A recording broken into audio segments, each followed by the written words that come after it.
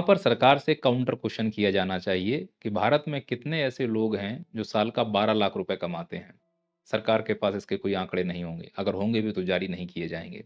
तो अनुमान है कि 2 से 3 करोड़ लोग ऐसे हैं जो साल का 12 लाख रुपए कमाते होंगे। तो इस लिहाज से ये केवल खुशी 2 से 3 करोड़ लोगों के लिए ही है।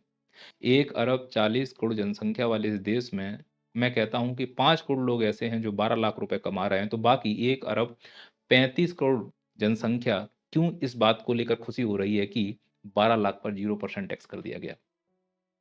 और एक रियलिटी बताऊँ, जब आप ये वीडियो देख रहे हैं तो अपने बैलेंस को जाकर चेक कीजिए, मेरे कमेंट पे अपलोड कीजिए।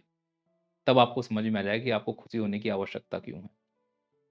यानी साल का 12 लाख, महीने का 1 लाख रुपए कमा रहे हो।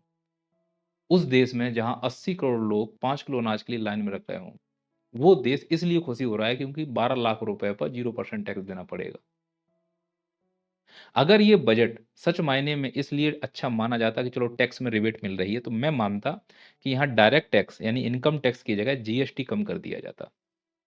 क्योंकि जो गरीब तबके वाला व्यक्ति है ना, जो 5 किलो अनाज लेकर लाइन में लगता है 80 करोड़ लोग, वो इस टैक्स से प्रताड़ित नहीं है, वो जीएसटी के टैक्स से प्रताड़ित है। दूध खरीदने जाते हैं जीएसटी, रोटी खरीदने जाते हैं जीएसटी, कपड़ा खरीदने जाते हैं जीएसटी। कमर तो उस टैक्स ने तोड़ी हुई है, ना कि इस टैक्स ने। पढ़ाई पर जीएसटी, कफ़न पर जीएसटी, दूध-दही पर जीएसटी, साँस लेने पर रह गया, उस पे भी लगा दो जीएसटी।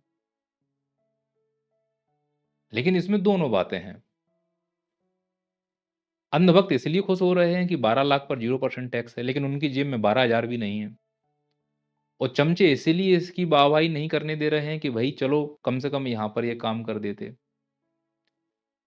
लेकिन नो डाउट मिडल क्लास को इससे राहत मिली है, इससे माँग बढ़ेगी और अर्थव्यवस्था में बूम आएगा।